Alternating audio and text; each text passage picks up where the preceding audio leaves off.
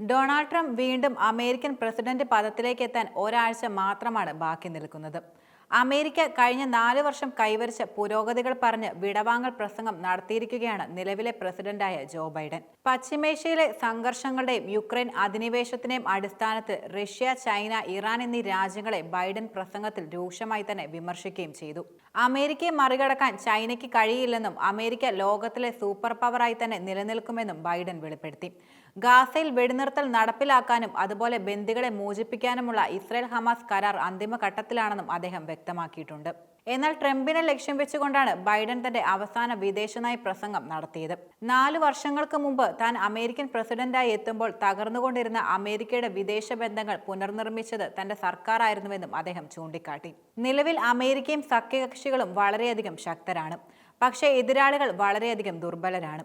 NATO സഖ്യവും ശക്തമായി പിന്തുണ നൽകുന്നുണ്ടെന്നും അമേരിക്ക കൂടുതൽ ശക്തിയാർജിക്കുകയാണെന്നും ബൈഡൻ കൂട്ടിച്ചേർക്കുകയും ചെയ്തു. കഴിഞ്ഞ 4 വർഷങ്ങളിൽ മാനവികത, സാങ്കേതികവിദ്യ, സമ്പദ് വ്യവസ്ഥ തുടങ്ങി ലോകമെങ്ങുമുണ്ടായ മാറ്റങ്ങൾക്കനുസൃതമായി അമേരിക്കയ്ക്ക് മുന്നിലും നിരവധി വെല്ലുവിളികളാണ് പ്രധാനമായും ഉയർന്നു വന്നിരുന്നത്. പക്ഷേ അമേരിക്ക അതിനെയെല്ലാം മറികടക്കുകയും എല്ലാ മേഖലകളിലും വിജയിക്കുകയുമാണ് യഥാർത്ഥത്തിൽ ചെയ്തത്.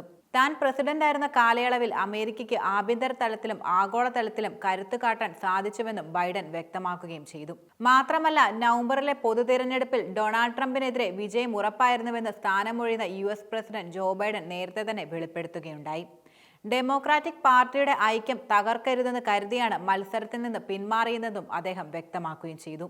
US പ്രസിഡന്റ് തിരഞ്ഞെടുപ്പിൽ മത്സരിക്കാൻ സാധിക്കാത്തതിൽ ഖേദമുണ്ടോ എന്ന മാധ്യമപ്രവർത്തകരുടെ ചോദ്യത്തിന് പ്രതികരിക്കവെയാണ് ബൈഡൻ തന്റെ പ്രസ്താവന നടത്തിയത്.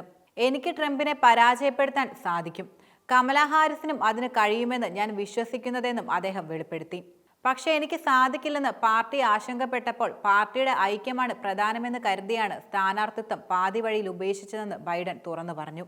അമേരിക്കൻ പ്രസിഡന്റാകാൻ സാധിച്ചത് ജീവിതത്തിലെ ഏറ്റവും വലിയ ബഹുമതിയാണെന്നും അദ്ദേഹം ചൂണ്ടിക്കാട്ടുകയുണ്ടായി. ട്രംപുമായുള്ള സംവാദത്തിലെ മോശം പ്രകടനവും പാർട്ടി നേതാക്കളിൽ നിന്നുള്ള വിമർശനങ്ങളെയും തുടർന്നാണ് ബൈഡൻ തിരഞ്ഞെടുപ്പിൽ നിന്ന് പിന്മാറാനുള്ള തീരുമാനം കൈക്കൊണ്ടത്.